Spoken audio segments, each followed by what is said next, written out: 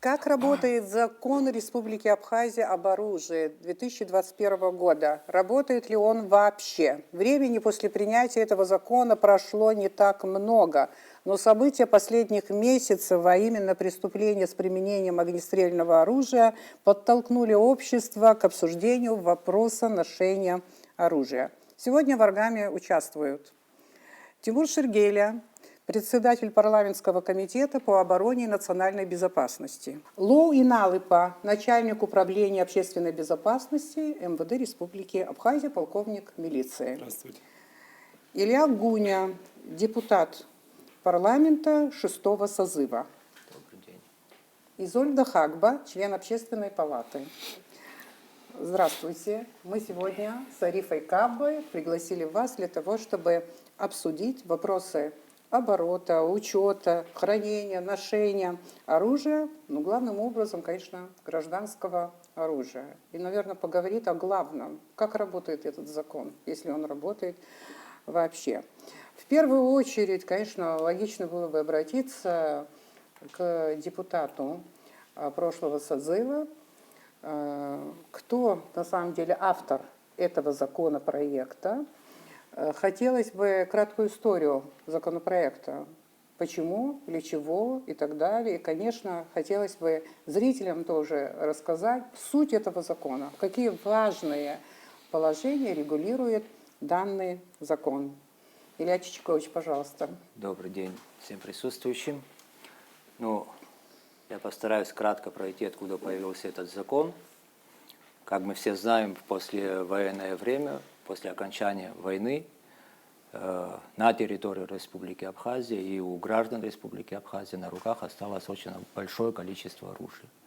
В свое время, за все это время были сделаны несколько попыток по изъятию оружия, по возврату оружия, были несколько постановлений кабинетов министра, запретные меры применялись. К большому сожалению, не привело это все к результатам, к ожидаемым результатам, и оружие у населения как оставалось в большом количестве, так и оставалось. Вопрос о законе об оружии назрел на самом деле давно, о нем говорили еще не в мою бытность депутатом, еще до этого, и разработки этого закона были еще, занимался в пятом созыве, Беслан Губас, покойный, бедный, и было несколько вариантов этого закона. И когда мы в 6-м созыве пришли, естественно, я возглавлял комитет по безопасности, и этот закон, мы возобновили работу над этим законом, были привлечены юристы, мировой опыт, наш менталитет в ношении, есть ли возможность вообще у абхазского, есть ли возможность и желание бороться, изымать оружие или не изымать, как к этому относиться. Вот фактически после долгих споров, я не буду пересказывать, есть очень много разных мнений было, очень много, вплоть до того, что только запретить, вплоть до того, что только разрешить. Мы пришли к такому мнению, создали документ, который у нас сегодня лежит здесь на столе, который называется «Закон Республики об оружии». Прежде всего, что должен был делать этот закон? Прежде всего, он, конечно же, регулирует правоотношения, возникающие при обороте оружия на территории Республики Абхазия. Закон не писался как запретный закон о запрете, У нас принцип всегда был, надо было запретить те или иные действия, и этот запрет никогда не работал. Мы написали закон разрешительный, закон разрешительный, но что разрешается? Мы, наверное, потом поговорим как разрешается, какой принцип, как он должен работать, что для этого нужно делать, и кому это разрешается, чтобы нельзя же разрешить всем или запретить всем. Тем более, что мы не смогли за весь этот период времени запретить ношение или хранение оружия у населения. У нас есть горький опыт того, что это не случилось. И я считаю, что в тех реалиях, в которых мы жили тогда, изымать у населения оружие было и метод непопулярный, и неправильный, потому что у нас там каждые полгода происходили какие-то конфликты, люди защищали родину, люди находились на рубеже, и мы понимали, что население вооруженное, они являются резервистами, оружие мы старались не изымать. Что в результате вы предложили обществу? Во-первых, какие цели мы преследовали? Да? Прежде всего, для правоохранительных органов очень важно было бы иметь след любого оружия, находящегося на территории Абхазии. Что такое след? Да? Это любой выстрел с любого оружия на территории Абхазии оставляет след, такой как гильза и патрон.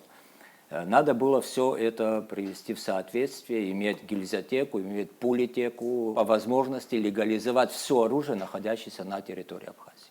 Легализовать его просто уговорами не получалось, поэтому были даны разрешительные меры. То есть гражданам Республики Абхазия разрешается иметь оружие, в том числе автоматическое. Ну, условия прописаны, естественно, в законодательстве, да, кому разрешено какое оружие иметь. И так называемое гражданское оружие, как для хранения, так и для ношения. И что, и какие документы, и что, и как нужно использовать его, и что нужно сделать для того, чтобы это оружие получить. Прежде всего мы хотели добиться одной вещи. Граждане должны поверить государству, что оружие остается за ними, но при условии, что они чисто, сердечно должны прийти, это оружие зарегистрировать, отстрелять. Оружие должно иметь след, даже любое оружие, которое может выстрелить, ну, скажем так, у нас в городе, да, найдем на улице гильзу, эта гильза должна иметь хозяина. Вот к чему мы стремились, и вот к чему, в принципе, и посвящался закон. Это в помощь для правоохранительным органам. Ну, я хотела бы тут тоже вмешаться. Да. И немного мы перед этим эфиром изучили мировой опыт, который есть в соответствии, по отношению к таким законам. Законам о ношении, хранении, приобретении оружия в мире. И, как вы знаете, вот исторически этот закон вообще принимался, допустим, в мире для того, чтобы, наоборот, ограничивать преступность. То есть, например, допустим, это вот мне как раз хотелось бы вам рассказать, что это по-разному сыграло в разных регионах мира. Например, в европейских странах эта цель, например, этого закона, она была по большому счету достигнута, потому что смысл был в том, что если легализировали оружие, то есть преступник нападает, и человек самообороняется. И поэтому преступность в целом снижалась. Но, например, в таких вот странах, как, например, Латинская Америка, предположим, да, вот если вот проследить сегодняшнюю статистику, вот 10 стран, где самая большая, получается, да, даже имеется в виду самое большое количество жертв в результате вот таких вот огнестрельных разборок через гражданское легализированное оружие, то есть 7 из этих 10 стран это Латинская Америка, где, в принципе, люди очень эмоциональные, похожие на нас во многом, где любят такие, скажем так, это грубое слово, но очень эмоциональные и разборки, да, вот, и поэтому и немножечко, как вам кажется, вот та цель, ну и мы знаем другой известнейший опыт Америки, там это очень, как вы знаете, там все могут практически носить оружие, и мы знаем вот эти стрелковые стрельбы в школах и прочие всякие истории, это совсем другая история, но вот достигает ли наш закон вот этой цели борьбы с преступностью? Или вот мы видим, что происходит, и как люди иногда брецают оружием, они ходят, мы приходим на свадьбу, и мы видим, что они с кобурой, мы ходим, я однажды видела человека, который шел по набережной с перевесом, с автоматом наперевес, то есть, и как минимум, вот, то есть закон есть, он многое, кстати, запрещает, дело не в законе, я, например, читала, что, например, закон не разрешает быть заряженным оружием в населенных пунктах, то есть в любых городах и деревнях. То есть, мне кажется, проблема не в законе, а в том, что он вообще не исполняется. Не, ну мы сейчас мягко перешли к другим вещам. Я как бы попытался вначале сказать история возникновения и причина возникновения. Ну вот вы сказали, что закон носит не запретительный характер, а разрешительный. Потому что вы учли ту ситуацию, что мы вышли из войны. ну, как бы, не совсем перед войной все это происходило. Конечно. В 2021 году вы принимали этот закон, Да. но тем не менее, это небольшой срок, наверное, даже вот эти, ну, сколько лет там, я но постараюсь немало. ответить, если можно. Да, я прекрасно понимаю, что вы посмотрели мировой опыт. Мы также смотрели мировой опыт, разные страны, культуру ношения оружия, вообще менталитет народа надо учитывать помимо всего этого. Кстати, страны, которые вы назвали, где большая преступность, если взять, проштудировать вообще мировой опыт, то самая большая преступность как раз-таки в тех странах, где оружие запрещено. Но при этом есть доступ к оружию. То есть доступ к оружию есть. Там, где нет закона, который разрешает носить оружие, при этом преступность при этом там расцветает. Есть развитые страны, в которых оружие носить и хранить разрешено, но если мы сейчас не только Америку давайте будем брать, понятно, что там преступность намного меньше с использованием этого оружия. Вопрос тут, мне кажется, глобальный вопрос не в природе возникновения самого закона, не в том, что надо ли запретить или надо ли разрешить. В законе прописаны многие вещи. Дело и в тех странах, где это соблюдается, где жестко соблюдается законодательное право по ношению оружия. Я, например, не хотел этот пример приводить, но, допустим, соседняя Грузия, если мы говорим о менталитете, в соседней Грузии только в Тбилиси, насколько я знаю, там 5-6 магазинов по свободной продаже оружия. У них есть, может прийти гражданин, зарегистрироваться, купить, оформить, хранить это оружие. Но там закон работает, и вся проблема в том, что закон работает так, как они его прописали, они следят за этим. То есть, если разрешаешь, надо контролировать. Нет, а насколько конечно, мы готовы контролировать? Что значит, насколько мы готовы? Если есть закон, мы обязаны контролировать. Если есть закон, вопрос заключается там не в полном соблюдении этого закона. Мне кажется, наоборот, о том, чтобы соблюсти тот закон об оружии, который есть, это прежде всего интерес самого государства, правоохранительных органов, потому что это большая помощь в раскрытии преступлений для правоохранительных органов. Очень большая помощь. И я более того скажу, мы не просто так подошли, это же не заканчивается вопрос только на законе об оружии. Мы после этого закона об оружии изменили половину Уголовного кодекса Республики Абхазия по ужесточению за ношение и за хранение незарегистрированного оружия. То есть мы ужесточили, мы говорим людям, у вас есть выбор, давайте так, или вы будете 6 лет сидеть в тюрьме за незаконное ношение оружия, да, просто там 6 лет еще штраф, там нету другого, да, там от 3 до 6 лет, или вы будете вот по этому принципу жить, или у вас есть выбор, вы приходите в уполномоченный орган, регистрируете это оружие. Если регистрация вам позволяет его носить, вы его носите. Если не позволяет, значит, вы его храните. Это же регулирует весь процесс, должен регулировать Министерство внутренних дел. И не только, это и Минздрав регулирует.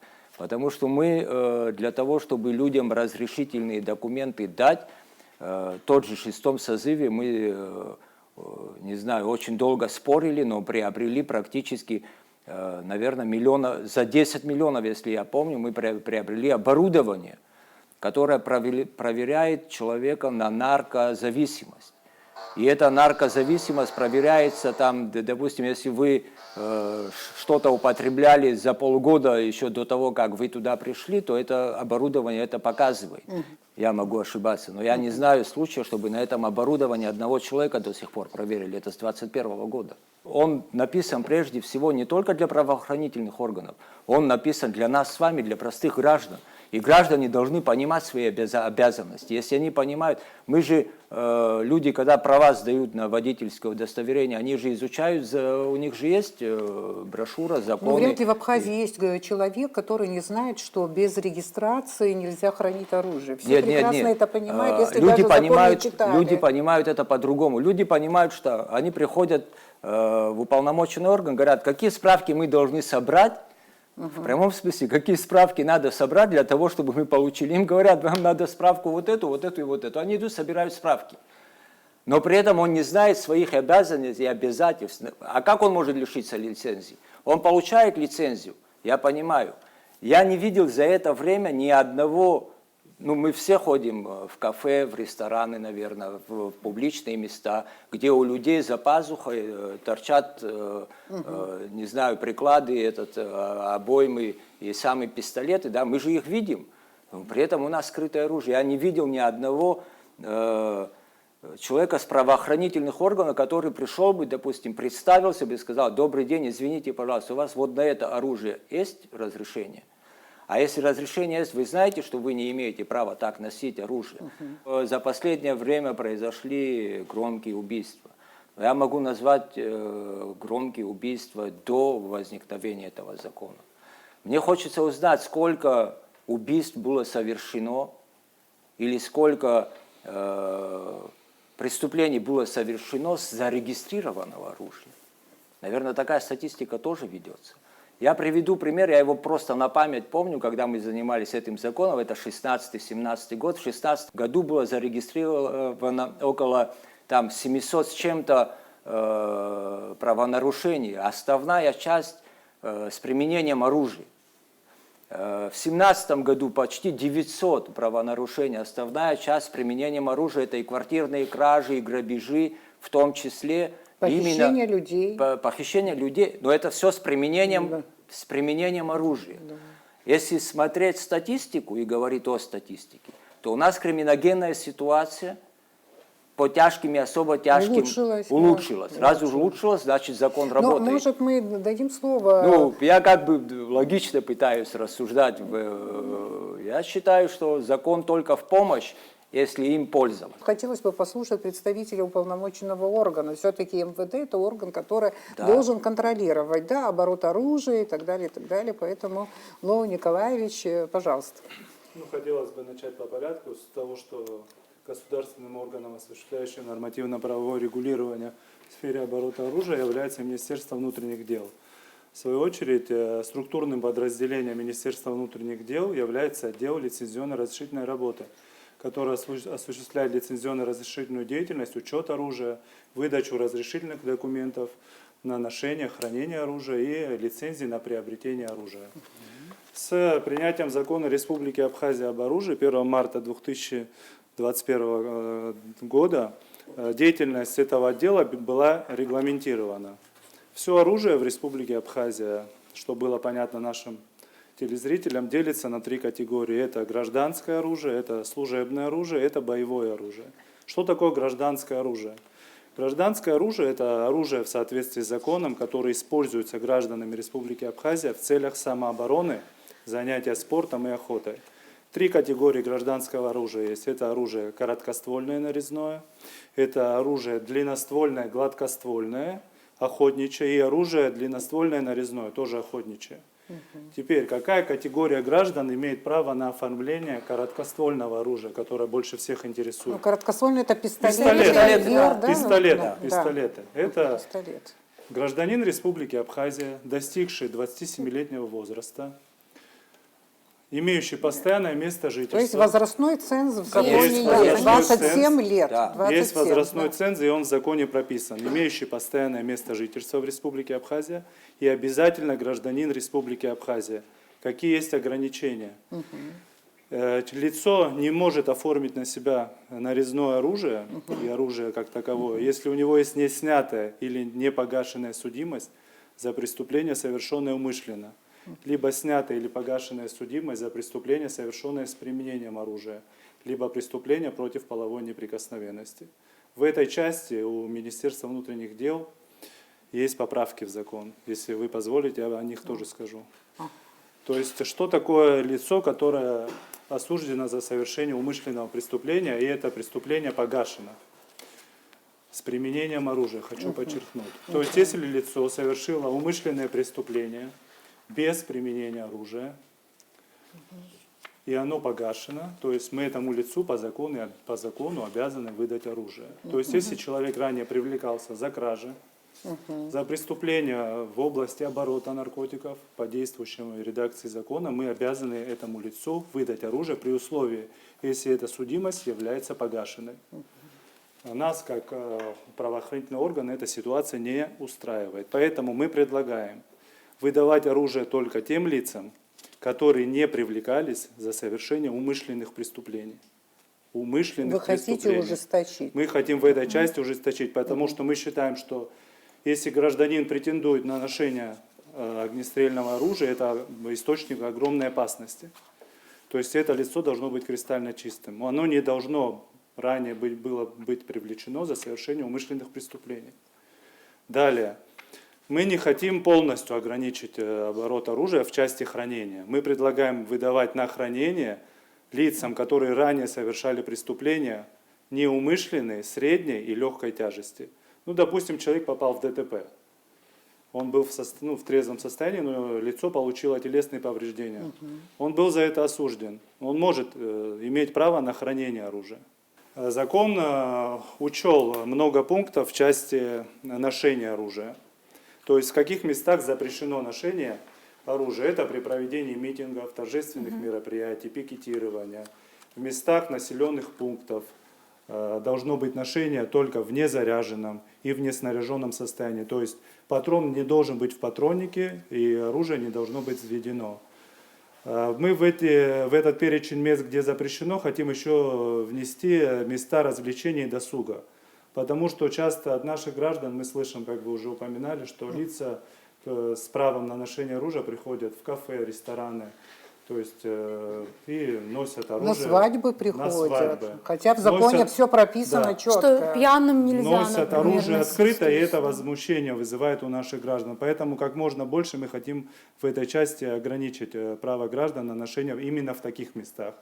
В местах здравоохранения, в местах образовательных учреждений. Кстати, что касается этого пункта, это было прописано, но в административном кодексе не было прописано ответственности за вот эти действия. Поэтому мы предлагаем еще и поправки в административный кодекс в этой части. Именно если человек появляется в общественном месте с оружием, где это запрещено, мы предлагаем штрафовать его от 100 до 150 минимальных размеров оплаты труда. Это достаточно крупный штраф. Предлагаем изымать оружие, конфисковать в пользу государства и лишать его права приобретать лицензию на ношение, хранение оружия сроком на 2 года. Достаточно, я считаю, жесткое наказание. Дальше еще в части поправок, что бы я еще хотел сказать. Стрельба в населенных пунктах. Это было прописано в действующей редакции закона. Но что бы еще хотелось сказать, там был штраф достаточно легкий, там был от 5 до 10 минимальных размеров оплаты труда. Мы предлагаем также увеличить штраф от 100 до 150 минимальных размеров оплаты труда и лишение права приобретать лицензию сроком на 2 года. А теперь, если позволите, я скажу, какие же документы предоставляет гражданин, когда он оформляет оружие. Он обязательно обязан предоставить заявление установленного образца на имя министра внутренних дел, документы, подтверждающие тот факт, что у него нет медицинских оснований и противопоказаний к владению оружием. Это наркодиспансер, обязательно справка, психодиспансер и акт о том, что он прошел медосвидетельствование. Не позднее, чем за 5 суток обращения в орган регистрационный. То есть он освидетельствовался, экспертиза показывает, что он абсолютно чист, и только после этого он обязан предоставить этот акт в регистрационный орган. Теперь по поводу той части, что мы не разъясняем права. На самом деле ситуация немножко по-другому обстоит.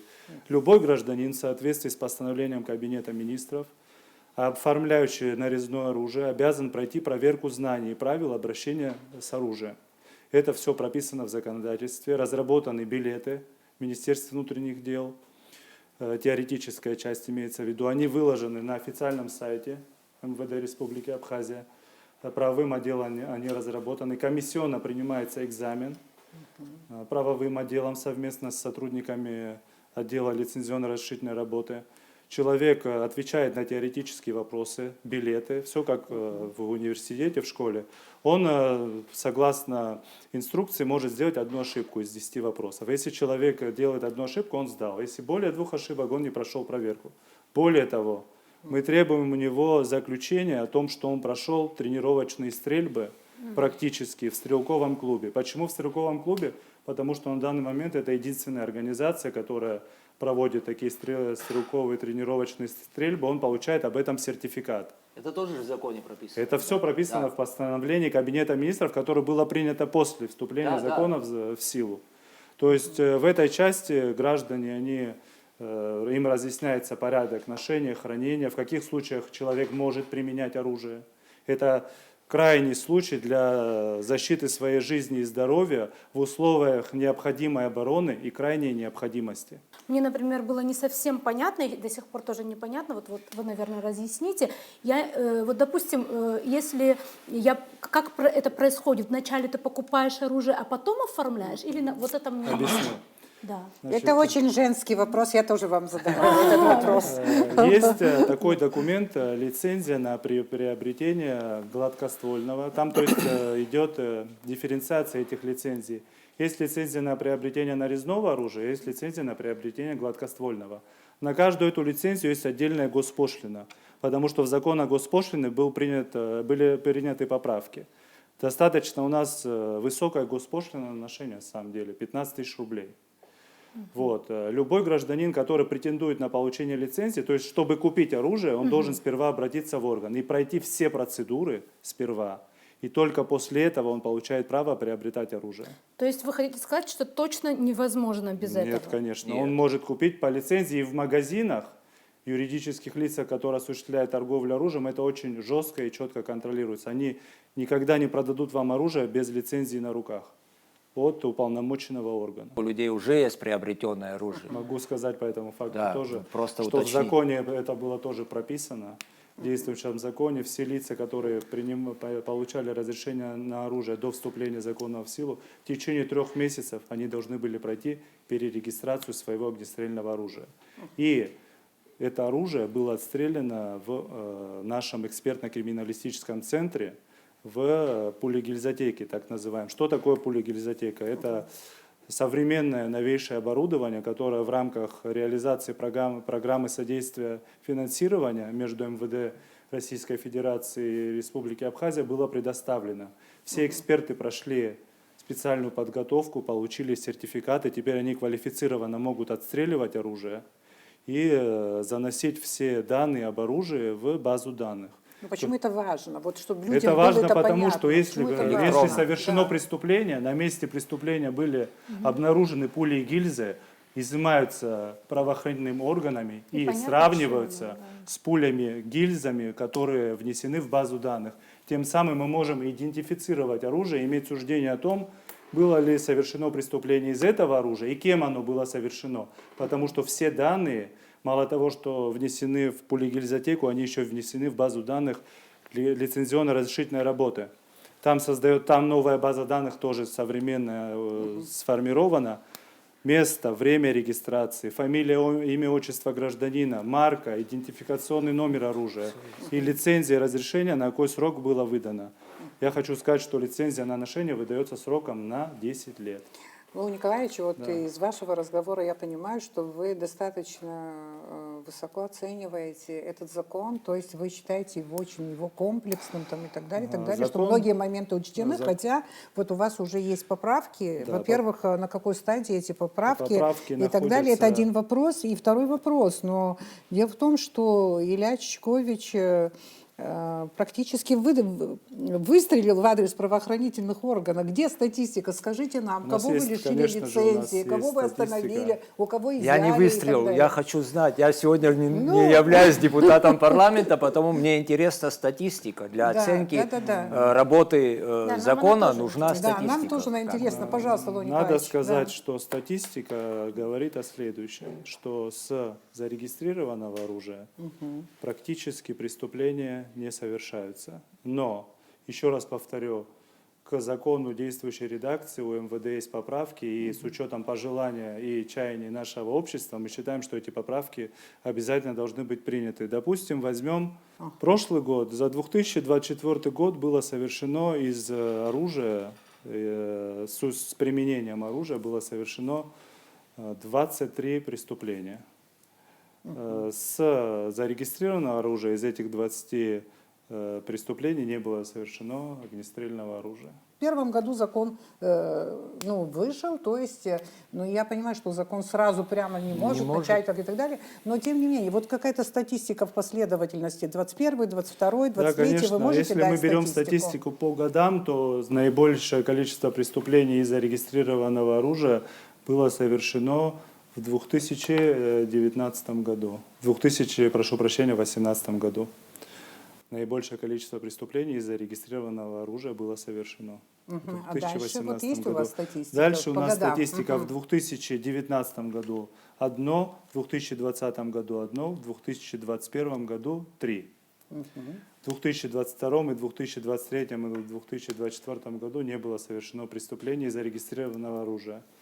Но хотелось бы что еще отметить. К сожалению, те трагические события, которые в последнее время произошли в нашем обществе, все-таки говорят о том, что нам нужно серьезно отнестись к вопросам ношения оружия. В какой части? В вопросах той части, что нужно все-таки следить за правильностью ношения оружия.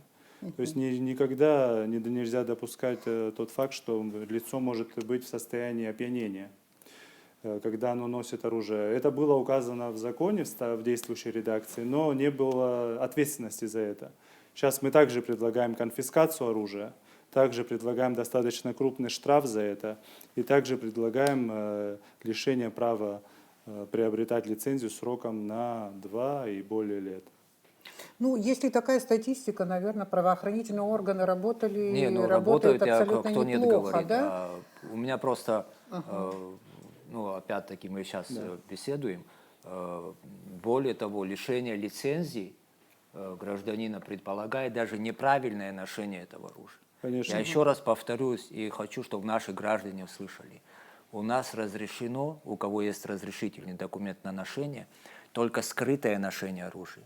Не надо его демонстрировать там, где сидят дети, где сидят там в ресторане, на той же свадьбе. Даже если ты пришел с оружием, будь добр, это не предмет для демонстрации.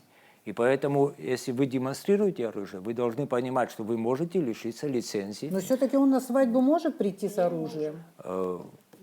Если вы его По по закону закону не не может, может. конечно. Ну вот если тут по вопрос закону возникает. не может Вот тут приходить. возникает все-таки Почему вопрос, должен когда они приходить? приходят на свадьбу, в кафе, Свадьба за это- ношение, неправильное ношение. Свадьба – вы это решали? массовое торжественное мероприятие. Мероприятие. Он по закону даже действующей редакции не правомочен туда прийти. Но, опять же говорю, нету в действующей редакции ответственности за это. Административное, да, вы имеете в виду? Административно не внесены соответствующие коррективы в административный кодекс. А мы уже в своих поправках их внесли, направили в Генеральную прокуратуру, и сейчас они уже на стадии направления в законодательный орган. То есть уже будет четко прописано, что за это идет конфискация оружия, за это у него идет штраф.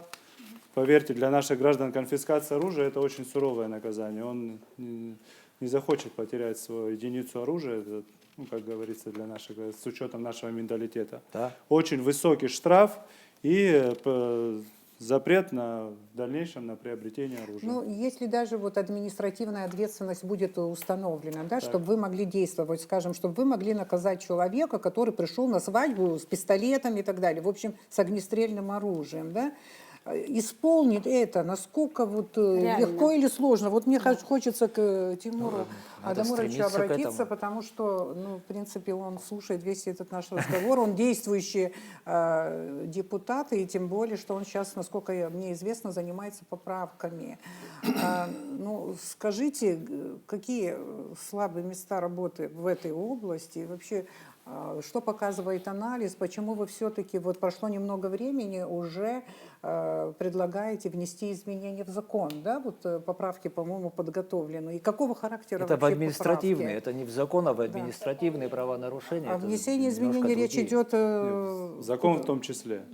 закон в том тоже. числе и в административный кодекс для Но исполнения. это то, что вы предлагаете. Да, это то, что мы вы предлагаем, предлагаете. да. А вот что предлагают депутаты, тоже давайте послушаем. Я действительно хочу поблагодарить Илья Чичиковича. Закон об оружии, он нужен был, и он нужен, необходим, потому что послевоенное время, как было подчеркнуто, очень много оружия незарегистрированного, и вся складывающаяся оперативная обстановка нам всем была известна, и мы знали, и поэтому, чтобы легализовать, чтобы отрегулировать это все на законном уровне, нужно было, необходимо было. И вот наш представитель с Министерства внутренних дел, в общем, рассказал, как все по инструкции, по закону, как положено и нужно оформлять и нести ответственность и все остальное. Но несмотря на их статистику, естественно, он нам привел, там, из какого вида оружия было совершено, из зарегистрированного, не зарегистрированного. Но, как известно, сегодня у нас очень большое количество незарегистрированного оружия остается у наших граждан. И, естественно, это большая проблема. И исходя из последних событий, то, что в стране, да, вот большие громкие преступления были совершены, и в обществе мы чувствуем очень серьезную напряженную вот обстановку вот именно по этому направлению, в связи с чем у нас были проведены комитетские заседания, были проведены встречи с Генеральной прокуратурой, с Министерством внутренних дел, и те вопросы, те проблемы, которые сейчас озвучил коллега, это действительно имеет место. В ближайшее время мы будем рассматривать уже на комитетском заседании будет рассмотрено несколько поправок, которые, возможно, будет внесено именно по ношению, потому что есть на это необходимость, и нужно, я думаю, что все-таки ограничить по ношению и по категории лиц, кому это можно, кому это нельзя, и в каких местах это положено, и в каких местах это не положено. Для этого будет очень серьезное обсуждение в ближайшее время. Я думаю, что по результатам этих встреч еще официально будет озвучено. А то, что касается всех остальных других моментов, например, сегодня вот принят закон, но есть еще другие моменты, которые параллельно с этим, вот Илья Чичикович не даст соврать, у нас с 6-го созыва лежит законопроект по оргпреступности. Ну, я вот сейчас не хочу я никого оскорблять, никого унижать, но действительно там, может быть, есть такие моменты, да, вот сегодня серьезные, по которым, да, этот закон не принимается, не рассматривается, но все-таки параллельно с этим законом вот об оружии, и этот закон должен был идти, должны были внести соответствующие изменения, если это сегодня нам не нравится, в каком виде оно есть, но такие вот законы тоже должны были быть рассмотрены. А можно секрет узнать, почему не рассматривается этот законопроект, не принимается и так далее? Какие там есть обстоятельства, о которых мы не знаем? Ну, есть какие-то лоббисты, которые не дают это сделать, или вообще что происходит? Могу ответить. Давайте. Так как сказали, что этот закон лежал еще в 6-м созыве, но он появился еще раньше, до 6-го созыва тоже. Вопрос об организованной преступности, закон об организованной преступности, я, наверное, так же давно рассматривается, как и закон об оружии, кстати. Я скажу, что меня лично не устраивало в законе об организованной преступности. У меня возник при прочтении этого закона возникли вопросы, на которые фактически мы сами не смогли ответить. Закон называется, я бы его по-другому назвал, я бы назвал его закон о ворах в законе. Потому что закон регламентирует и, говоря об организованной преступности, касался фактически только людей со статусом там, вор в законе, были прописаны такие вещи, как кто такой жулик, кто такой там. Мы считаем, что организованная преступность намного шире, чем вор в законе. Эта организованная преступность может быть и в самой власти. Мы же не можем назвать организатора, допустим, преступной группировки, если у него нет звания вора в законе, да, то есть эти вещи там не прописаны, поэтому мы говорили, послушайте, давайте мы его не превратим в узконаправленную закон, который будет бить только по определенной части населения, которые занимаются таким, потому что у нас есть организованная преступность во многих сферах. Ее надо доказать. Насколько я знаю, похищениями людей в свое время занимались не воры в законе, Ну, а может занимались, быть. Хорошо, не будем, ладно. Да. Табу. Но в любом случае, тут я с вами согласен, что Да. организованная преступность – это не только вор в законе. Да, Поэтому это закон понятие должен шире. быть намного шире и расписан намного шире, естественно. И доказательная база того, что является организованной преступностью, также должна быть Что расписана. проблема в том, Но что депутаты не могут договориться Нет, или проблема разобраться, или заключалась что?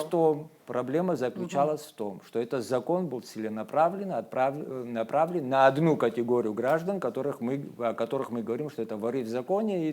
Хорошо, а что мешало поменять закон, внести изменения, поправить законопроект же? Вот сейчас займутся депутаты. Это же рабочий процесс. Вы понимаете, что не все получается сразу. Это рабочий процесс, который требует много времени. Да, Я это думаю, рабочий процесс. Я раз думаю, что занимаетесь- необходимо внести Пожалуйста. изменения. Для того, чтобы это выглядело нормально, и Да. этот закон принять, и, естественно, и закон, и этот, и тот, все это уже как бы в общем для того, чтобы бороться с преступностью, бороться с этими всеми существующими проблемами, я думаю, что намного будет легче. А вот поправки, которые вы предлагаете, по-моему, недавно в комитете обсуждали, это касается служебного оружия или вот можете разъяснить? Кстати, вот какие поправки вы сейчас предлагаете? Я, кстати, их тоже не понял, честно говоря. Но Не, ну пока еще только все начинается, я понимаю. да. В закон, конечно, всегда надо вносить поправки. Вот мы недавно вносили поправки по лицам, которые работают, по банковским сотрудникам, по инкассаторам. Это, наверное, было это упущение здесь, когда вы это все принимали. Люди к нам обратились с службы безопасности банка, и действительно, в общем, там по закону работники, банка, которые занимаются инкассаторской деятельностью, не имели права принимать оружие и даже на хранение и ношение. И в связи с этим, в общем, мы внесли это изменение, и на сегодняшний день у работников банка и инкассаторов, которые занимаются перевозкой ценных бумаг, занимаются там разными какими-то инкассаторскими делами, имеют право на хранение, ношение оружия. закон у нас разрешает хранение, ношение оружия граждан Республики Абхазия. Естественно, там в самом законе не прописаны отдельно ни банковские работники, да ни в том числе и не сами правоохранительные органы, ни прокуратура и ни судьи. Дело в том, что этот вопрос регулируется не на уровне закона. Закон имеет разрешительный характер. Этот вопрос должен регулироваться на уровне подзаконных актов Кабинета министра, которые они могут сделать. На основании этого закона делаются подзаконные акты, которые и для этого не обязательно в парламенте вносить в этот закон изменения. Этот закон не запрещает этим людям. Я так понимаю этот вопрос, если депутаты решали по-другому, я думаю. Здесь речь идет о служебном оружии. Служебное оружие – это оружие, используемое и предназначенное для решения должностных функций, своих функциональных обязанностей работниками государственных организаций и юридических лиц. Это в законе прописано. И хотелось бы еще что добавить, что есть еще у нас и боевое оружие в Республике Абхазия. Боевое оружие – это оружие, состоящее на вооружении Министерства обороны, Министерства внутренних дел и службы государственной безопасности. Это стрелковое боевое оружие, предназначенное для решения оперативных задач, служебных задач, так сказать, военных задач. Кто у нас может иметь возможность хранить данный вид оружия? Это резервисты действующего резерва Министерства обороны. В каждом районе у нас есть списки таких лиц. Они, кстати, надо сказать, регистрируют охотно это оружие, наши ветераны. Регистрируют? Регистрируют это оружие в Регистрируют. Министерстве обороны, оно ставится на учет. То есть это резервисты, участники Отечественной войны народа Абхазии. Ну, это было резервистам, участникам войны предписано законом. Это Конечно. было предписано Чтобы законом, они да. Конечно, зарегистрировали это своего оружие, которое у рода них есть. механизм вывести все это оружие из тени и Сертификально. чтобы была возможность все это зарегистрировать. То есть боевое оружие у нас тоже регистрируется, но регистрируется Министерством обороны. Министерство внутренних дел боевое стрелковое оружие не регистрирует. Вот в этой Кстати, будучи депутатом, мы с приглашением телевидения провели первую регистрацию огнестрельного оружия, которое принадлежит Министерству обороны или лично нам, да, мы показали, что ничего страшного, дорогие люди, регистрируйте, абсолютно. это нормальное явление, храните, никто вас не отнимает. Но, естественно, люди пойдут. Тут вопрос доверия между государством и гражданином. Но другое дело... И вопрос, естественно, соблюдения, абсолютного соблюдения этого закона. Ну, регистрацию, да, но вот это безопасное хранение, потом хранение, даже и того же боевого Да, оружия, конечно, это хранение, тоже да, серьезный да, вопрос. это серьезный вопрос. По этому вопросу, если разрешите, я выскажусь. Вот что касается безопасного хранения оружия. В постановлении Кабинета министров, был принятым после вступления в законную силу закона об оружии, все прописано. Требования к помещению, где должно храниться оружие по месту жительства гражданина. То есть это должно быть помещение обязательно оборудованное железным сейфом, которое исключает проникновение в этот резервуар где маленьких детей, посторонних лиц. Поэтому это тоже контролируется сотрудниками внутренних дел, потому что без соответствующего акта по месту жительства, который составляет участковый уполномоченный милиции, гражданин не сможет оформить оружие. Акт заверен печатью с фотографиями, которые информативно показывают, где у него расположен сейф, с указанием места жительства, с указанием присутствующих при составлении акта. Этот акт составляется. И полную ответственность за этот акт несет должностное лицо Министерства внутренних дел. То есть, если окажется, что акт недействительный, то полную ответственность и никогда не пойдет сотрудник милиции на недостоверный акт. То есть это полностью тоже этот момент отображен, и он учитывается. То есть хранение оружия, чтобы это было безопасно обязательно, потому что это тоже очень важно, по месту жительства.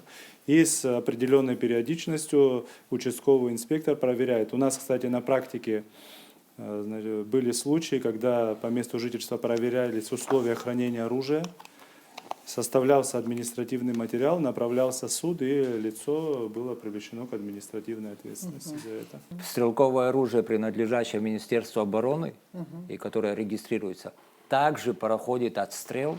Это оружие проходит отстрел в Министерстве внутренних дел, и пуля-гильзотека также существует. Возьмите его на работу, он все это знает. Можно Хорошо. Не, мы просто, Министерство внутренних мы просто комплекс всего это пытались сделать в свое время. Вы Это действительно комплекс. все правильно, четко разъяснили, как это все прописано и должно быть. А на самом деле, как осуществляется работа, и сколько человек вообще было выявлено, вот участковый выехал и посмотрел, условия хранения не соответствуют тем требованиям, которые прописаны в инструкции. И какие меры принимались, и сколько человек вообще так выявлялись? Такой статистики у меня на данный момент нету, но могу сказать, что в городе Сухум я лично выезжал по адресу со своими сотрудниками. Мы проверяли условия хранения оружия, выявляли нарушения, направляли в суд, и лицо подвергалось административному наказанию. Сколько именно лиц было выявлено, это, скорее всего, информация, она в районах оседает, потому что этим занимается участковый уполномоченный. В центральном аппарате есть только служба, которая курирует участковых уполномоченных, а вся статистика, она в районах. При необходимости мы, конечно же, ее Ну, Ну, тоже факты предоставим. изъятия есть А по разве вы не городу Министерство Сухум? обороны докладываете о таких нарушениях? Нет, это занимается территориальные подразделения. Таких фактов есть, их немало, и мы обязательно отчитаемся об этом тоже. Поэтому все оседает в районах. В основном гладкоствольное оружие и нарезное охотничье оружие длинноствольное.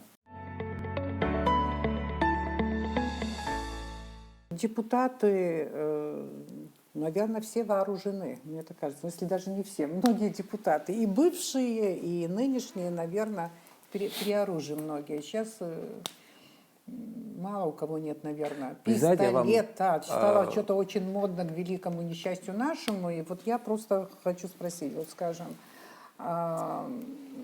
имел разрешение депутат с оружием зайти в парламент по закону, который у нас, по законодательству, который есть? Или вот проблема ношения, о чем я говорю? Это Вот режимный это- объект. Да. Ну, Но Но в после того, режимный что объект- произошло, вот одна трагедия, В вторая режимный трагедия. объект никто не имеет права ходить Но- с оружием. И, естественно, сейчас мы никого обманывать не собираемся. Нас слушают наши граждане, и Ну все да, прекрасно да. знают и понимают, как это все происходило, как это все было, к этому вопросу, как все подходили. Но ничего не предпринять мы не можем. В связи с последними событиями у нас были проведены несколько встреч, и будут очень серьезные определенные ограничения и соответствующий контроль в общем, на именно тех объектах, где это не разрешено. Дело в том, что мы очень часто спекулируем тем, что мы особые какие-то. У нас другой менталитет, другая ментальность, мы не такие, как другие там, и так далее. Хотя понимаю, что национальную специфику надо учитывать. Если не учитывать, то, возможно, что решения тоже будут нереальными, неправильными и так далее. Было такое в истории России, когда Владимир Креститель принимал христианство, перед этим он провел так называемое испытание вер. И когда, значит, ему сторонники или лоббисты ислама разъясняли, что такое ислам там, и так далее, в числе запретов они назвали, что мусульманин пить не может. И якобы, это говорит летописец Нестор, не знаем мы, насколько ему можно доверять, князь Владимир сказал, русский человек не пить не может. Я вот сейчас вот это вспомнила, вы понимаете, когда мы начинаем говорить об оружии, и, конечно, кто-то считает, что надо запретить вообще ношение оружия и так далее, а другие начинают говорить, что ну как это абхазец, ну не может Абхазия без оружия. Иза, с таким вот вступлением я передаю вам слово. Я, по всей видимости, здесь буду такую непрофессиональную, эмоциональную часть представлять, потому что общество действительно напугано.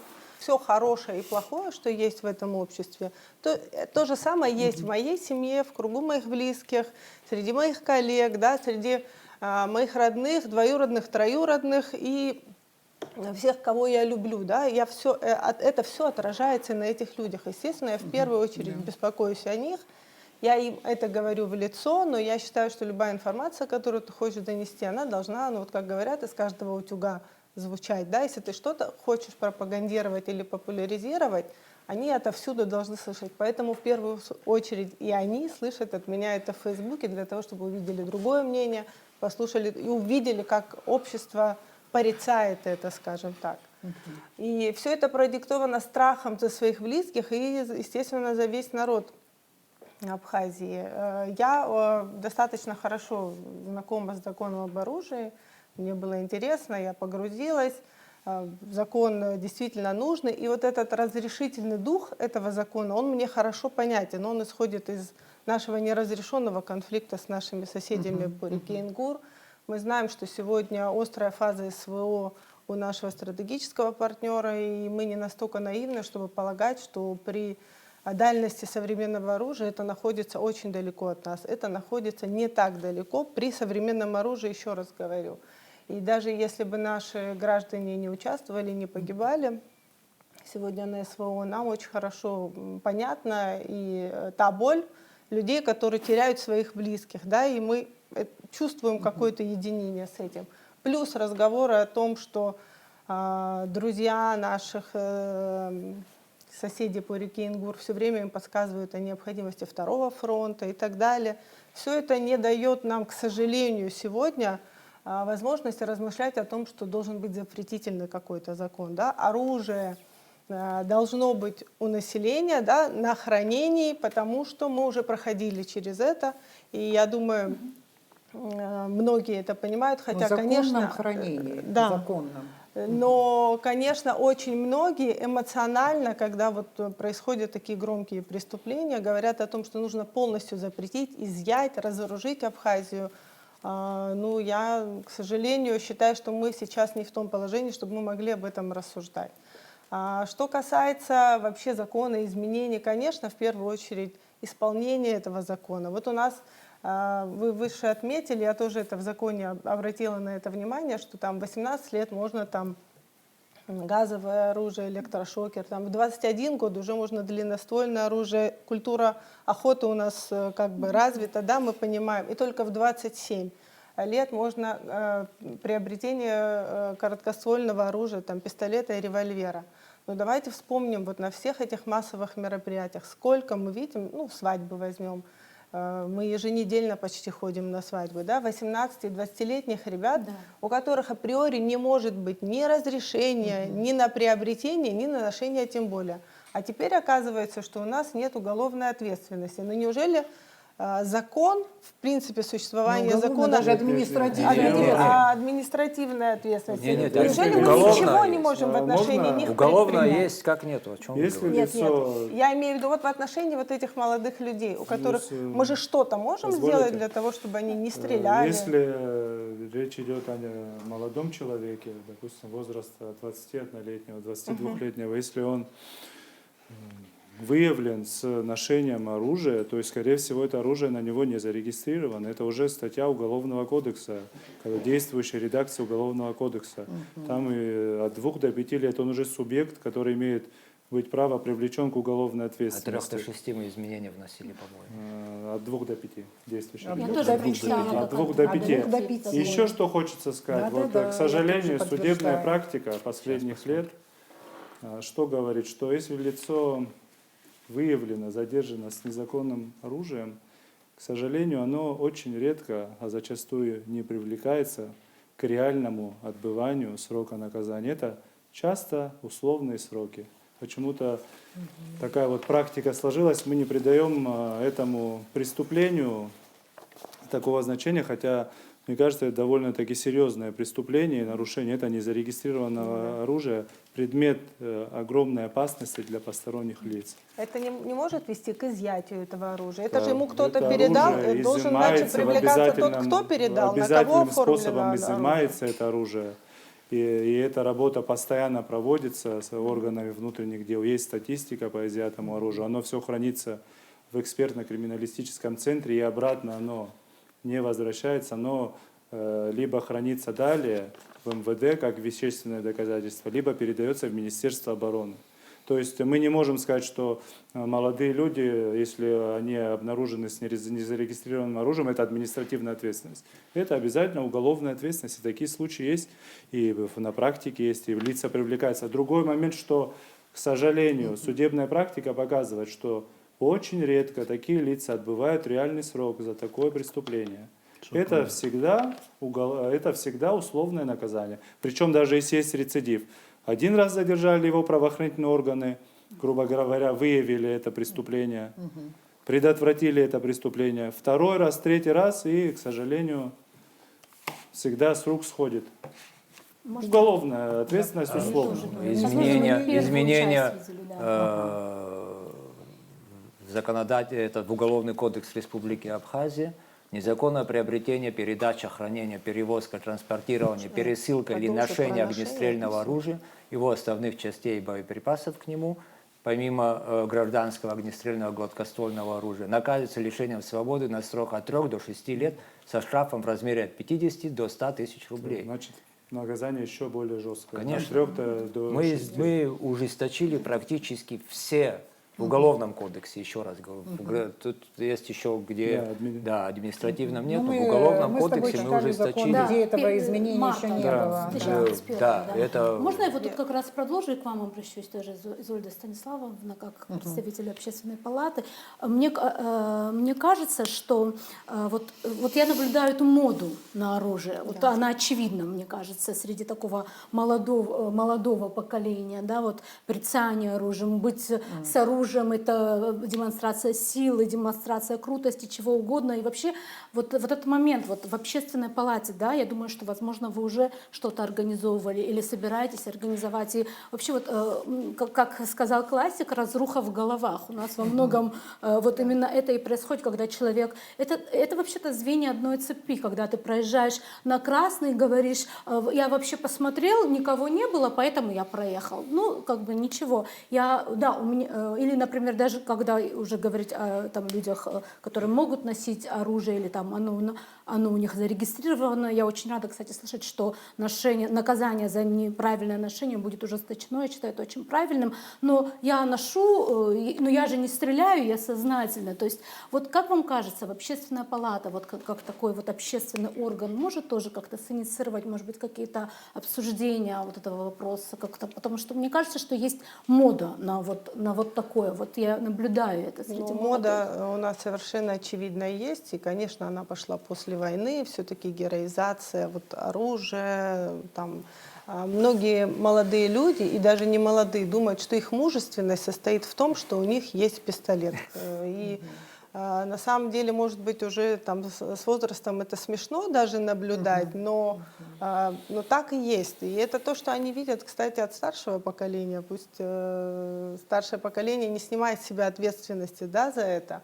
Я вот коснулась вот этих молодых людей, которым 20 лет, которых я вижу на каждой свадьбе. Они наперевес со своими пистолетами, во время танцев они падают. У нас культура ношения оружия, у нас же есть своя культура ношения оружия, которую мы не популяризируем, да, и культура у нас разная упала, и культура ношения в том числе, культура питья, если прибавить сюда наркотики, которые употребляются, да, если прибавить сюда, вообще взять там наши травмы с войны, если это там какая-то еще генетическая отягощенность или еще что-то, не совсем здоровое общество, я бы хотела сказать, не совсем здоровое отношение к питью и к оружию. И мне кажется, это очень серьезная... И к вождению, кстати. И к вождению, конечно. И это, мне кажется, очень большая проблема. И об этом нужно говорить. Нет общественного порицания, понимаете? Вот Да. это, к этому молодому человеку побоишься подойти и сделать ему лишний раз замечание, если не кто-то, чью реакцию ты можешь предположить, потому что тебе еще могут ответить. И я, кстати, хочу сказать, я вот среди тех людей, чей голос за то, чтобы уроки Апсура преподавались в школе. Да? И мне многие говорят, что этого не надо делать, что это должно идти из семьи. Но в Апсура очень хорошо прописаны отношения к оружию, к сакральности оружия, к тому, как к нему вот так вот просто подходить нельзя. Что плохого, если наши дети... Я уже на наше поколение особенно не рассчитываю. На наше поколение можно надавить законом, каким-нибудь запретом, штрафом и так далее. Я думаю о том, как воспитывать подрастающее поколение с уважением к оружию, но со страхом, с уважением к своему слову. У нас сегодня, я считаю, что мужчины от бессилия носят это оружие. Вот пусть никто на меня не обижается. Я, кстати, в комментариях там сказала, мы уже настолько устали, что хочется оскорблять даже уже вот людей, которые все это делают. Потому что у нас мужчины перестали драться, перестали следить за своим словом. Когда они выпившие, они могут позволить себе все, что угодно. И они всегда как будто бы рассчитывают на свой пистолет, что он вовремя успеет первым достать свой пистолет. Мы устали, если честно. И даже в той ситуации, не хочется углубляться, но вот это последнее происшествие, которое произошло, да, в стенах парламента, это неразрешенный конфликт. Он не разрешен ни со стороны правоохранителей, ни со стороны переговорщиков-медиаторов, скажем так, да, по-абхазски не решен этот вопрос. Так извините, мы все ходим под пулями. Мы не знаем, в какой момент кто еще пострадает, когда этот вопрос будет кто-то со своей стороны решать. Но это разве не опасно? У людей могут панические атаки начаться только от того, что они живут вот в этом негативе. Мне кажется, это очень важно и детям рассказывать. Кстати, если есть время, я могу рассказать, что вот у нас есть проект в Конгрессе.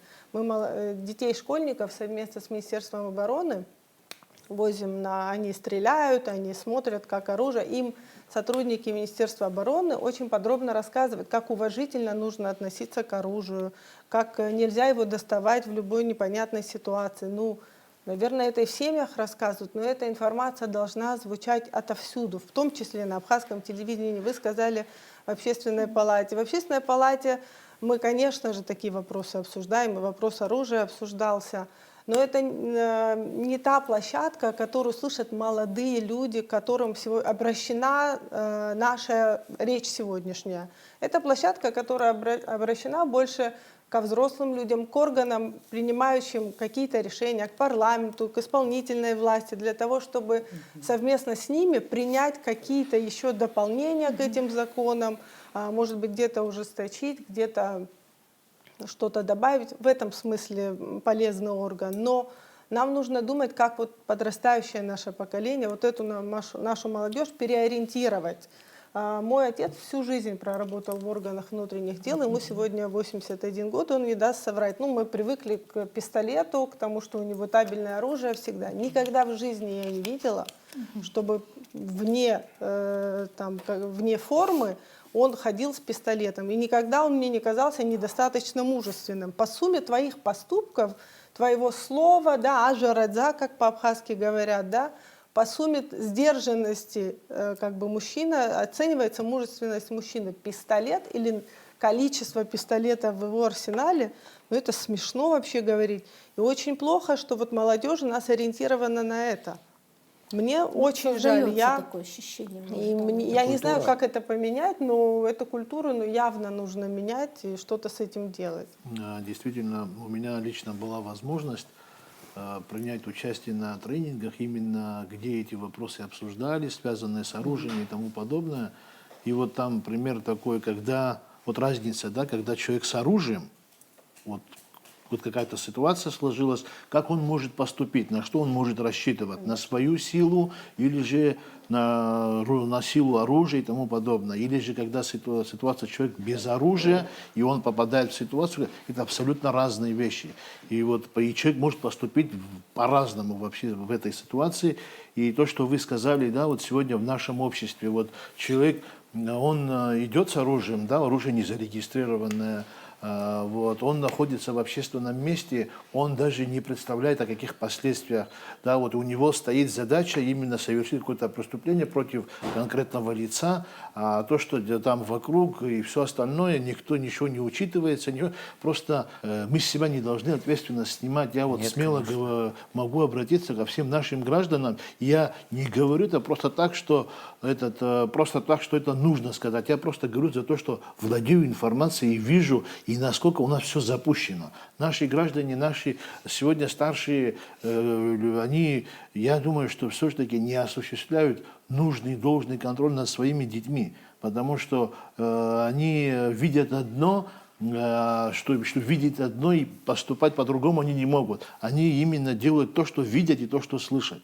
И сегодня именно то оружие, которое сегодня не зарегистрировано, и оно находится у наших граждан, это угроза нашей национальной безопасности, она бесконтрольна. И для этого сегодня мы говорим о законе. Закон у нас есть, там нельзя говорить, что вот мы так хотели, но не можем поступить, потому что нет закона. Закон есть, но нет исполнения. Сегодня даже в стенах Министерства внутренних дел, я понимаю там, какова ситуация, что там происходит. Все там какое-то преступление, все мы родственники, все мы близкими, всеми связями начинаем решать вопросы, его нужно остановить. Мы иногда сами препятствуем в реализации каких-то законных моментов. Мы сами доводим, сами показываем. Потом, когда это видят в обществе, что тому можно, тому нельзя, и вот как-то на собас и худик и лымка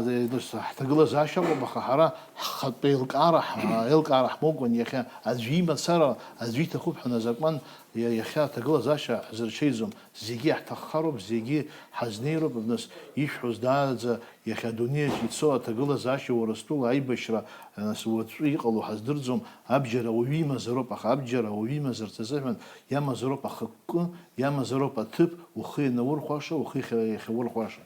У меня, кстати, вот вопрос к разрешительному закону, у меня нет вопросов. У меня есть вопрос к разрешению ношения вот этого оружия. Да? Вот такое, какое-то ощущение, что повально разрешено всем, да? Но за некоторыми исключениями. Да? И мы не можем сказать, что сегодня у психически неуравновешенных людей нет разрешения на ношение оружия. Или у людей, у которых есть наркотическая зависимость, у них нет. Влечет ли, допустим, выявление их наркотической зависимости, изъятие у них разрешения на ношение? Ну, я не уверена, что мы такие случаи можем предъявить. И потом, вот я почитала тоже внимательно, А в местах массового скопления нельзя, в больницу нельзя, на свадьбы нельзя. Куда можно, да? Куда можно носить вот это оружие? Расскажите мне, пожалуйста. Вот это Илья мне тоже Куда Чичкович. ходите, но не туда, куда вам Но не сказали. туда. Значит, вообще какой смысл тогда в этом ношении, Нет, если тебе никуда нельзя? То есть куда бы ты ни пришел, ты нарушил закон, получается? Нет. Нина Шодовна, разрешите? Да, конечно. Давайте, Леонид Николаевич. На самом деле в нашем государстве оборот огнестрельного оружия серьезно ограничен. В какой части я скажу? То есть, если бы у нас свободно осуществлялся импорт оружия на продажу, на его продажу, на его реализацию, у нас бы ситуация с огнестрельным оружием была бы намного сложнее. Что происходит у нас? У нас все оружие ввозится по лицензии Министерства внутренних дел и по разрешению Кабинета министров Республики Абхазия. По сложившейся практике все оружие ввозится по лимитам и заявкам силовых структур. То есть оно не ввозится на реализацию, на продажу. Все это оружие, оно ввозится под силовиков. И оно у силовиков и оседает. То есть у нас очень многие, поверьте мне, граждане приходят в наш отдел управления общественной безопасности и интересуются, где мы можем приобрести на законных основаниях оружие. Вот это юридическое лицо, которое на данный момент завозит оружие под силовиков, я даже его, знаете, как рассматриваю как такой более наш орган, потому что они очень строго подходят к реализации оружия, очень строго в плане законодательства все отслеживают и привозят оружие только под лимиты силовых структур. В очень редких случаях из этого лимита по разрешению руководителя ведомства это оружие уходит другим лицам. Вот, это зачастую почетные граждане, депутаты, там, бывшие силовики. То есть это очень единичные, редкие случаи. И то, что с такого оружия, которое было на лимите силовых ведомств, совершалось преступление, таких случаев нету. Вот. Второй вопрос. Где разрешено ношение оружия? Как говорится, что не запрещено, то разрешено. Так. Оружие, еще раз повторю, в пределах населенных пунктов нельзя носить оружие в заряженном и снаряженном состоянии. Что имеется в виду? Патрон не должен быть в патроннике, снаряженный. Магазин не должен быть в пистолете. Ношение оружия должно быть произведено скрытно. Должно лицо находиться в состоянии трезвом, абсолютно человек должен быть трезвым. Было указано в действующей редакции, что запрещено в нетрезвом виде, но опять же не было санкции. Мы ввели санкцию, поправки в административный кодекс. Это лицо будет лишено права приобретать оружие на 2 года. Оно не сможет получить это же оружие, которое у него будет изъято, оно будет конфисковано в пользу государства. Более того, наложен достаточно крупный штраф от 100 до 150 МРОТ. Это от 6 до 9 тысяч рублей.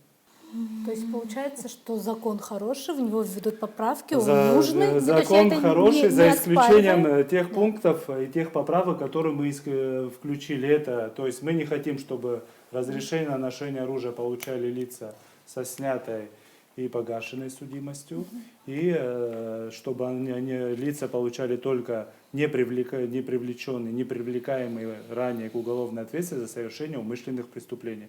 Более того скажу, все руководители МВД ни разу не выдали оружие лицам даже со снятой или погашенной судимость за тяжкие, особо тяжкие преступления и преступления средней тяжести. Волевым решением министра внутренних дел таким лицам оружие не выдается, потому что если мы видим, что по данным информационного центра лицо неоднократно привлекалось за совершение краж, за совершение преступлений против здоровья населения, это оборот наркотиков, поверьте, таким лицам мы оружие не выдаем. На законных основаниях такие лица у нас в Абхазии оружие не оформляют. Скажите, лимитированное, вот это или квотированное оружие, которое поступает через силовиков, оттуда не может никуда на улицу уйти? А как оно уйдет, если оно закреплено за сотрудником милиции, это оружие... Куда бы ни ушло это оружие Оно оружие будет- зарегистрировано, Да. Вот, изначально зарегистрировано. Оно зарегистрировано. Это один вопрос. У нас вот в соответствии с законом, если даже происходит процесс отчуждения оружия, там прописан нотариальный порядок, то есть Да. сделка купли-продажи, в любом случае это оружие будет зарегистрировано. Оружие Оно у нас- уже на учете. оно Конечно, уже на учете. оружие, находящееся в магазине, уже на учете. Да. А вот откуда у людей, у молодых, у прочих эти пистолеты? это Вот другие откуда- вопросы. Где они это приобретают? Это вопросы Правильно Да. ли мы понимаем, что главная проблема – это нелегализированное оружие, которое, то есть, Конечно, было приобретено конечно. до 2021 Это, года? мы же не будем отрицать, что у нашего населения на руках есть неучтенное оружие. Это оружие и трофейное оружие может быть. Ну, трофейное А что с оставим, этим делать? знаем, а Я остальное считаю, что откуда? закон об оружии это хороший механизм для того, чтобы это оружие, этому оружию придать легализовать законный статус. Поэтому мы не против ношения, но мы за то, чтобы ношение было четко регламентировано и право на ношение имел человек, который перед законом кристально чист во всех смыслах этого слова, не привлекался к уголовной ответственности. Вы знаете, я все-таки вернусь, это же, чтобы не получилось так, что вся ответственность взвалена на плечи Министерства внутренних дел, это вообще комплекс проблем. И основная проблема, это, конечно же, в том числе и культура ношения тоже. А откуда начинается культура ношения? Да? Все начинается, как мы знаем, со школьной скамьи. Я вообще рожден еще в советское время, да, и в школу в советское время ходил, еще во времена СССР. И владению оружием научился именно в школе, именно на военном деле. Более того, мы автомате разбирались Калашникова. на автомате Калашникова. Уроки Мы НВП, этим да? занимались, да. Это происходило в советское время. То есть та культура прививалась к оружию, прививалась еще тогда. Я думаю, мы должны начинать из этих... Мы что, мы в школе должны... Мы кого готовим в школе? Мы в школе должны подготовить человека, который хотя бы минимально знает об оружии что-то. Дальше он идет в армию, его там обучают. Ну, кстати, их готовят. Вот моя дочка в школе Ну, на это ж НВП, это ж они хорошо, уже это ж проходят. хорошо. Но помимо держания в руках этого оружия, надо еще и культуру прививать. Надо понять, что мужчина это не тот, который с пистолетом. Мужчина это совершенно другие вещи. Надо понимать, что вот так показное ношение это стыд, а не хвастовство и баловство, как мы там... Ну, надо эти вещи прививать молодым людям. Понимаете? Мы часто потакаем. Те же молодые люди, я еще раз говорю, те же молодые люди ходят, уверяю, чаще всего, возможно, даже с зарегистрированным оружием, но, возможно, своих отцов, дядей или еще кого-то. Если у одного, двух или троих изъять это оружие и лишить хозяина этого оружия на 2 года, как вы говорите, или там, на больший срок лицензии на приобретение, я сомневаюсь, что кто-либо начнет доверять или давать своим детям это оружие. Ну, То вообще, есть тут опять-таки вопрос более жесткого не закона, а исполнения того, что написано в законе. Или, скажем так, не жесткого, более ответственного подхода к закону. Ну, ответственного. Ответственный подход. слушайте, я все время отодвигаю факт, который может состояться, это вот день или время, когда мой сын сядет за руль. Я этого боюсь. Я не понимаю безответственность родителей, которые детям своим 18-летним, 20-летним могут дать пистолет. А откуда безответственность? Когда нет ответственности, рождается безответственность. Поэтому если бы у них была ответственность за это, как пример, и эта ответственность культивировалась бы, я думаю, этой безответственности стало бы меньше. Ну, я, знаете, Это процесс, ну, на самом деле, если давайте честно говорить, это процесс же долгий и сложный. И над этим надо всегда что-то мы работать. все проходим очень долго. Не, ну как, с 21 Очень закон долго 21 всё. года. Всё. Культуру ношения мы должны Нет, были закон, начать, да, но конечно, в мирных условиях живем намного уже раньше. 30 лет. Это Но это, интересный ну, момент, что мы живем 30 лет в мирной Абхазии, но мы все еще живем военным мышлением. Я вижу, что все-таки это есть культивирование войны. Да, у Мы не многих живем это в есть. мирной Абхазии. Ну, Я- мы имеем в виду, что понятно, что в Не-не-не. Грузии у нас У всё нас равно- официально Да. даже Не война подписано. еще не закончилась. Нет, это все понятно, но относительно того, что... например, Относительно, да. да. Относительно, да. Ну, я не знаю, вот я обратила внимание на то, что сказала где-то в самом начале, наверное, Арифа по поводу латиноамериканцев, да, их там темперамента, импульсивности Это и не так мы. далее. Но, конечно, мы не совсем латиноамериканцы, слава богу, но мы, как кавказцы, тоже, скажем, да, очень импульсивны. агрессивные, Не самые эмоциональные, хладнокровные, темпераментные и так далее. И это очень часто против нас вот играет и так далее. Я все эти дни, кстати говоря, думала, если бы у депутата не было бы возможности с оружием зайти в парламент. Вот и Изольда говорила о том, что ребята разучились, что ли, драться. Слушайте, ну не было бы пистолета, что там могло бы произойти? Ну, в конце концов, мужчины подрались бы. То же самое, второй случай, жуткий, трагедия тоже, да? Там тоже, но подрались бы. Ношение оружия, наверное. Все-таки нам надо еще раз вот, ну, продумать, и, может быть, переосмыслить и попытаться понять нас, какие мы. Мы можем, мы готовы психологически, ну, не знаю, еще социально к тому, чтобы вот так вот носить оружие. Я считаю, что при соблюдении каких-то более жестких не ужесточения закона, а при соблюдении этого же закона, исполнение этого закона, Да, но- было бы, ситуация была бы лучше. Я так считаю. Но тогда я вам, давайте статистику приведу. До этого же привели статистику с оружием, а я вам приведу статистику с авариями. У нас 60-70 человек в год погибают в авариях. Мы же не говорим с вами о запрете на вождение автомобиля. Мы всегда говорим о самосознании. Да? Всегда человек на автомобиле более опасен, чем человек с пистолетом. Более опасен, потому что если самосознания нету, то все остальное это производное. Пистолет и оружие само не стреляет, стреляет человек из этого оружия. Мы говорим о самосознании, о более жестком законе. Когда человек стоит перед выбором, что ему прийти зарегистрировать, если он считает, что он вспыльчивый, а я много таких знаю людей, которые имеют разрешение, они говорят, слушай, я вспыльчивый, но я это оружие держу у себя дома, потому что я себя знаю. И это хорошо, что он себя знает, это его самосознание.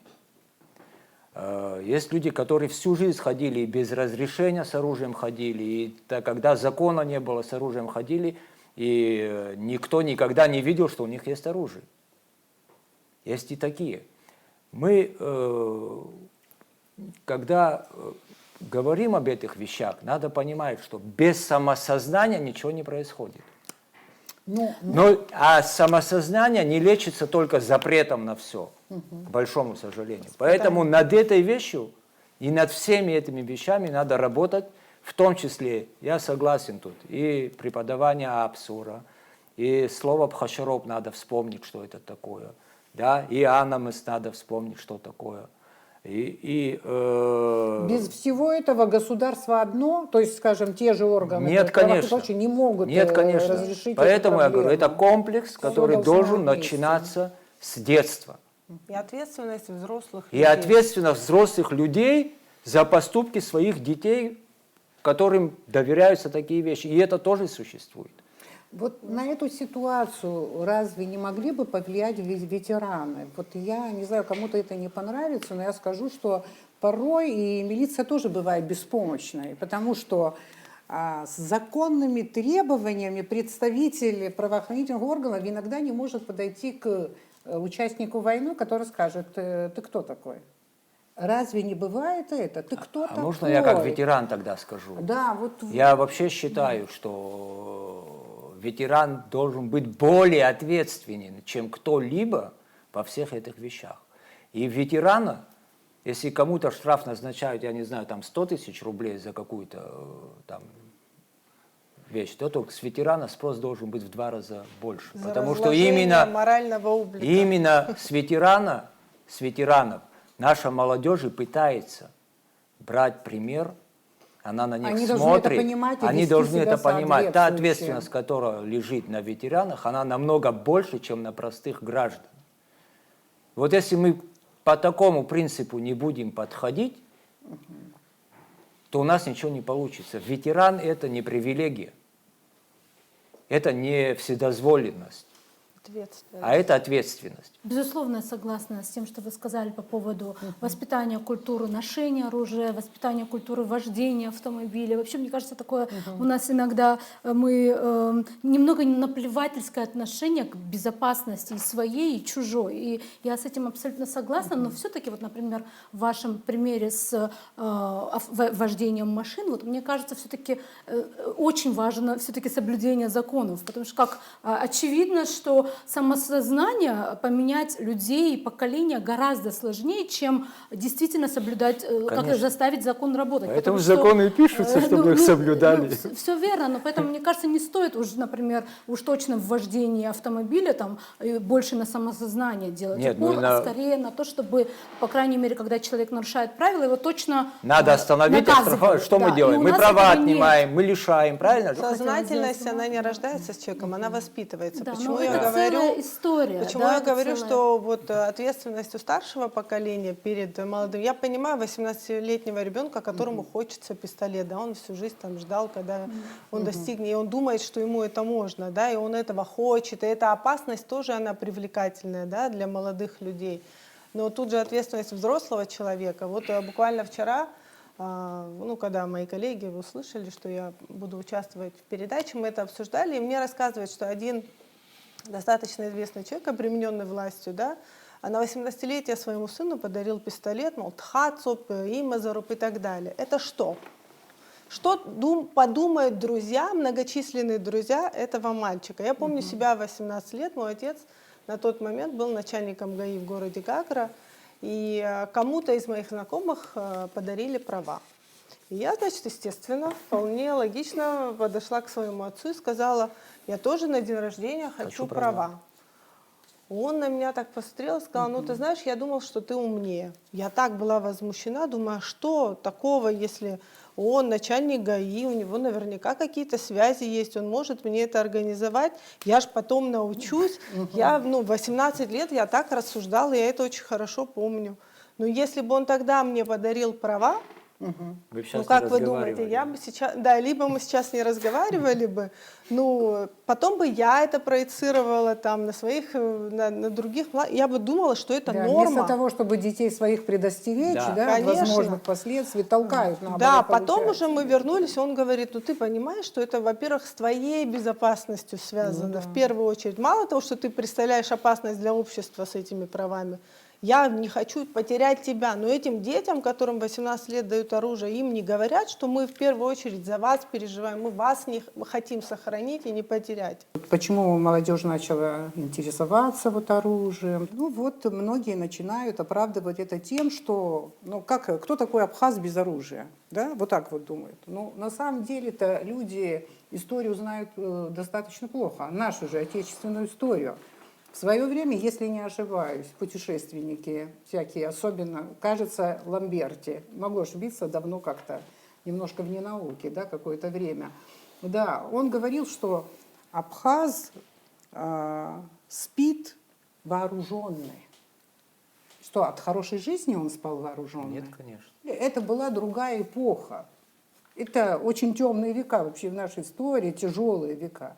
Или же, когда в начале 20 века, вы помните, после того, как абхазов обвинили виновным населением, разоружили и так далее, это очень трагично, абхазы, конечно, переживали и так далее. И вот в начале 20 века, в связи там, с первой русской революцией, когда абхазы показали определенную лояльность к царизму, к самодержавию и так далее, и вот Николай II как раз уже как бы готовил проект отмены виновности и прочее, в этот период ведь представители абхазского народа, они просили о чем? Просили вернуть оружие. Но опять же, это было 100 лет назад. Просто мы должны понять, что мы живем в другое время, не теряя своей идентичности, своей культуры, многих традиций, но не всех же традиций. Да? Мы должны понять, что мы живем в новом мире, в новую эпоху. И мы несем ответственность за государство, которое мы строим. Вот. Ну, может быть, пафосные слова, что хотя в последнее время не очень я человек пафосный, но Хотелось бы, чтобы на это обратили внимание еще на один момент, и это, может быть, будет сегодня мой последний вопрос вот к вам.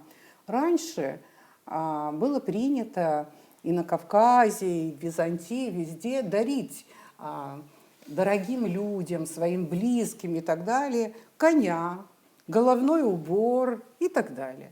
Но сейчас вот уже, я не знаю, модным стало дарить пистолеты. Я к чему говорю? Я хочу спросить про наградные пистолеты. Откуда у нас это пошло, что все вот эти 30 лет мы награждаем и награждаем пистолетами, делаем вот такие подарки. Вот мне объясните, я вообще не в курсе, с чего началось и для чего это нам нужно вообще. Неужели больше нечего дарить? Но Ордена косвенно, закончились. кстати говоря, ордена мы дарим, понятно, все у нас орденоносцы, у всех ахзапша. И плюс вот пистолеты, уже сколько лет мы раздаем эти наградные пистолеты, и они всплывают там, здесь, где-то еще. Кстати, И не в лучших не в лучших этих местах. ситуациях, скажем, да? Откуда это пошло? И вообще нужно ли это? Как вы думаете? Ну, очень правильный вопрос. Я думаю, что это вообще нам не нужно, потому что, как мы видим, как мы знаем, ну, если оружие раздается, да, оно находится на учете, оформляется там, как положено, о нем знают там соответствующие органы, у кого находится все, но все равно тому, кому мы это предоставляем, кому мы дарим, эти люди, понятно, дальше куда это уходит, и, как вы сказали, где-то в каких-то непонятных ситуациях это все всплывает. И я считаю, что это не нужно, и это неправильно. И на сегодняшний день, имея и видя то, что мы сегодня, вот как это все, да, в общем оно складывается, оно негативно влияет на все наши происходящие процессы в стране. До принятия этого закона, до принятия, любое ведомство, кабинет министров, президент и ведомства могли награждать, дарить вообще непонятно по какому принципу. И зачастую это оружие чаще всего уходило через какие-то ведомства. То есть у нас могли, вот захотел я как министр, да, я мог подарить оружие человеку, как совершенно не имеющему отношения, допустим, к МВД. Сейчас, в принципе, это дарение и по закону также запрещено. То есть кто имеет право? Есть наградное оружие, то есть если ведомство награждает своего сотрудника, да, ну, в этом плане он, конечно, имеет право наградить сотрудника за какие-то достижения. Это ведомство, больше никого. Ведомство имеется в виду МВД. Ну, в том числе там МВД, СГБ, Минобороны. Министерство Ну, вот такие, да, обороны, да, да. такие, да, ведомства. Ну, в силовых структурах Силовые это структуры, возможно, да, вы в силовых считаете. структурах внутри себя. Внутри себя. Президент также имеет право награждать. Другое дело, что я не знаю, по какому принципу может награждать пистолетом, допустим, президент и кабинет министров. Вот это, наверное, я все-таки расписал бы. В соответствии с действующей редакцией закона, наградное оружие – это оружие, которым награждены граждане Республики Абхазия на основании правового акта президента Республики Абхазия или кабинета министров Республики Абхазия. Что такое правовой акт? Это указ о награждении. Это может быть гражданское оружие, боевое оружие, стрелковое и даже холодное. Наградное оружие оформляется на тех же основаниях, что и любое другое оружие. Оно обязательно проходит контрольный отстрел. Единственное, в перечне документов обязан предоставить гражданин, который был награжден, это приказ о награждении и все обязательные справки. Но тут есть оговорка. Наградное оружие выдается бессрочно. Бессрочно оно выдается. Также ранее мы говорили о том, что руководители ведомств имели право награждать гражданских лиц. В действующей редакции закона это исключено. Руководители ведомств имеют право награждать только своих особо отличившихся сотрудников за высокие показатели в службе за раскрытие преступления. Ну, у каждого свои достижения. Вот. Если хотелось бы привести статистику, с 2021 года по 2025 год у нас было оформлено, всех интересуют пистолеты короткоствольного оружия, 1542 единицы. Из них наградного 44 единицы было оформлено нашим управлением, нашим отделом. За период с 2015 года по 2021 год было выдано 638 единиц наградного оружия. В стране в свете вот последних событий, преступлений, как раз-таки эта тема стала актуальной, наверное, больше всего из-за этого. Да? Какая должна быть стратегия, какую работу, в общем, мы все должны вот вести? Безусловно, этот вопрос надо обсуждать, потому что это очень важный вопрос. Я как депутат парламента, этот вопрос остро стоит сегодня в парламенте. Есть соответствующие предложения от депутатов, от разных министерств, от прокуратуры. И, естественно, в ближайшее время будет очень серьезное обсуждение, исходя из тех последних ситуаций по этому закону, и, возможно, будут внесены какие-то изменения. Я надеюсь, что то обсуждение, которое сегодня произошло, и еще будет много разных обсуждений, согласна с тем, что нужно популяризировать, как настоящий абхаз должен относиться к оружию. Да? Тут возможны разные формы. Вы выше говорили о том, что мы считаем, что мы особенные. Это хорошо, что у нас в какой-то мере даже иногда завышена самооценка. Да?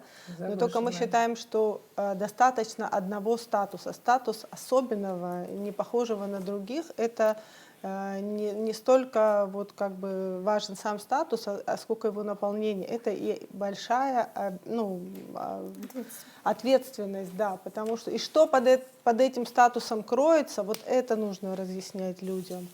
Мне кажется, в этом я вижу, может быть, как и член общественной палаты, вообще, может быть, задачу и абхазского телевидения, и общественных деятелей, естественно, на всех уровнях, и в школах, как я говорила выше.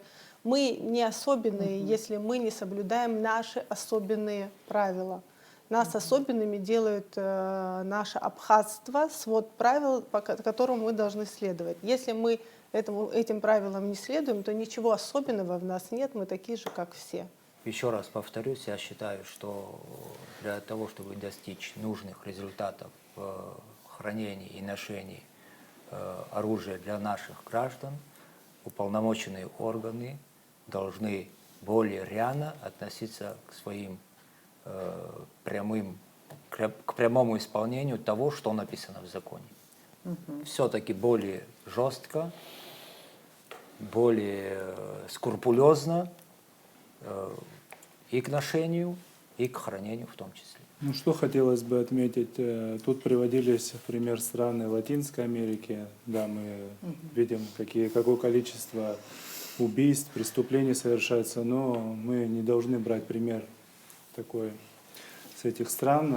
Мы всегда стремимся, чтобы в нашей маленькой республике всегда был закон и правопорядок, и ежедневно силы сотрудников милиции направлены на это. На самом деле немаленькая работа проводится. Что хотелось бы отметить, что этот закон, его целью носит то, что ношение, хранение огнестрельного оружия направлено на охрану жизни, своей жизни, жизни своих родных и близких. То есть применение оружия, оно возможно только в условиях крайней необходимости и необходимой обороны. То есть если твоей жизни, жизни твоих детей, родных и близких грозит опасность, ты можешь применить оружие. Это очень важно понимать всем нашим гражданам, потому что последние трагические события показали, что разрушаются не только жизни тех, кто применяет оружие, но и жизни тех, у кого отнята жизнь. И случается непоправимое. Поэтому еще раз надо задуматься о том, что оружие направлено на сохранение жизни и здоровья нашего населения. То же самое табельное оружие, которое находится в пользовании сотрудников внутренних дел. Поэтому, конечно же, очень осознанно нужно подходить к этому вопросу, к ношению оружия и соблюдать полностью законодательство в этой связи. Главный вывод, который я сделала, что закон действительно, он в принципе довольно очевидный, что закон действительно нужен, но его нужно соблюдать. И чем больше, получается, зарегистрировано будет оружие, тем меньше вероятность того, что из него будет осуществлено некое преступление. Это тоже стало очевидно в ходе этого вот нашего сегодняшнего эфира. И я хотела бы, чтобы мы жили в стране, где люди не считают, что носить и демонстрировать свое оружие — это показатель силы. Я хотела бы, чтобы они как-то по-другому умели это делать.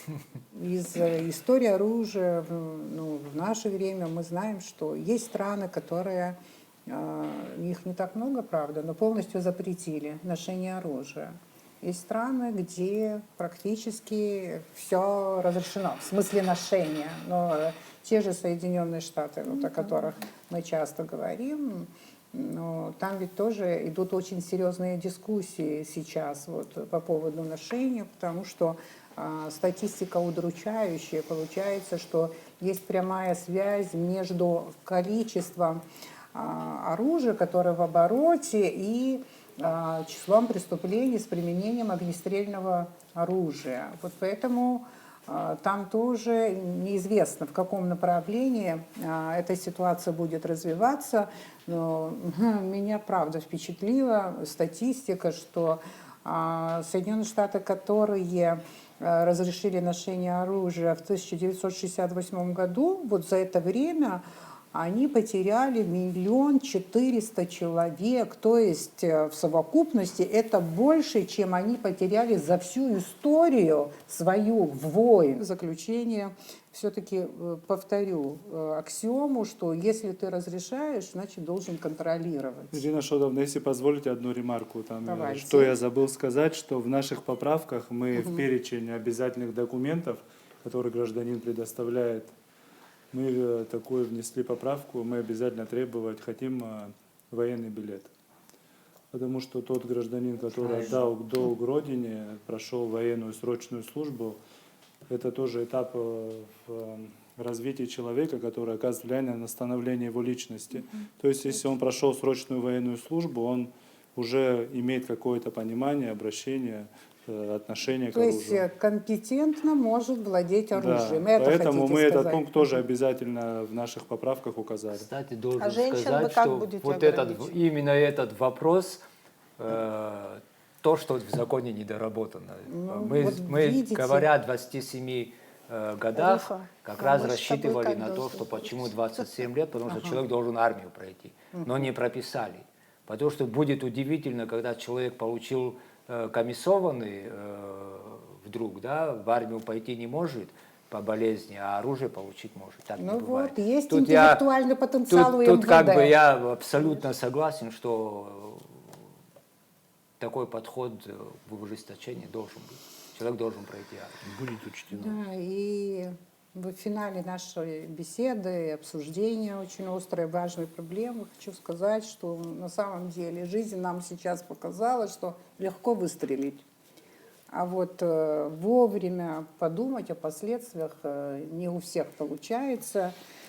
И, конечно, мы должны проработать, как мы будем работать с нашим обществом, с нашими зрителями, которые вот сегодня нас слушали и, может быть, еще вот нас услышать по поводу того, все-таки, что они думают об опасности доступа оружия, что они думают, вернее, об опасности доступности оружия, и как бы они ответили на наш главный вопрос сегодня, ношение оружия, за или против. Это была Аргама. Спасибо.